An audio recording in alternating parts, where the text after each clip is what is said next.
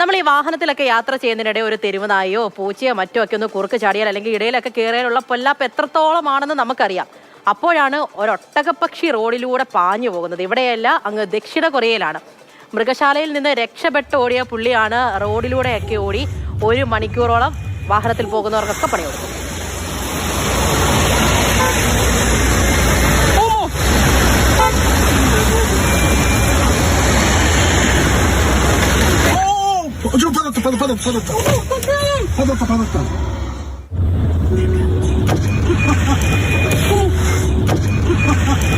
കൂടുതൽ കാര്യങ്ങൾ നമുക്ക് കാർത്തിക മഠത്തിൽ പറഞ്ഞു തരും. കാർത്തിക, ഞാൻ ആദ്യം പറഞ്ഞതുപോലെ തന്നെ വല്ല നായോ പൂച്ചയോ അല്ലെങ്കിൽ എന്തെങ്കിലുമൊക്കെ കുറുക്ക് ചാടിയാൽ പോലും നമുക്ക് പേടിയാണ്, കയ്യിൽ നിന്ന് വണ്ടി വിട്ടു പോകുമെന്ന്. അപ്പോഴാണ് ഈ ഒട്ടകപ്പക്ഷി നടുക്കൂടെ കയറി ഓടുന്നത്. വലിയൊരു സിറ്റിയാണ്. പിന്നീട് എന്താണ് സംഭവിച്ചത്? അവിടുത്തെ മൃഗശാല അധികൃതരെയൊക്കെ വെട്ടിച്ചു വന്ന പുള്ളിയാണല്ലോ.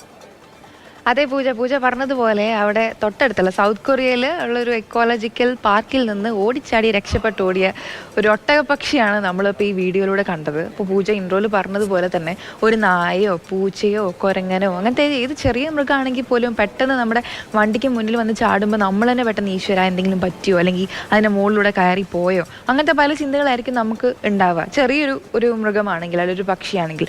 അപ്പോൾ ഇത്രയും വലിയൊരു ഒട്ടകപ്പക്ഷി നമ്മുടെ തൊട്ട് മുന്നിലൂടെ റോഡിലൂടെ ഇങ്ങനെ പാഞ്ഞു പോകുന്ന സമയത്ത് നമ്മളിത് കാണുമ്പോൾ നമുക്ക് ഉണ്ടാകുന്ന ആശങ്ക, അമ്പരപ്പ്, അത്ഭുതം.